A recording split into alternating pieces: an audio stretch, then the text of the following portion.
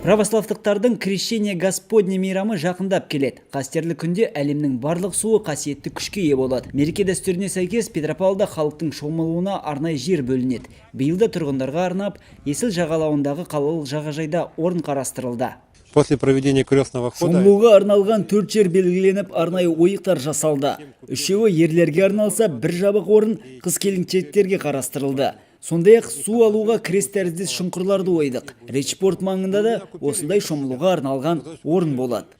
500 шаршы метр аумақты қамтитын жерге қалалықтар келіп, қасиетті Иордан суын ала алады. Ертеден бастап халық тіршілік көзі бұл күні емдік қасиетке ие болады деп сенген. Сондықтан ұлт пен діни ұстанымы әртүрлі азаматтар суды толтырып алуға асығады. Қалалық жағажайда қауіпсіздік шаралары күшейтіледі. Құтқарушылар мас күйде суға шомылуға болмайтынын ескертеді. Ну и по правилам безопасности хотелось бы. Мереке кезінде халық осында көптеп келеді. 30 құтқарушы маман кезекшілік етеді.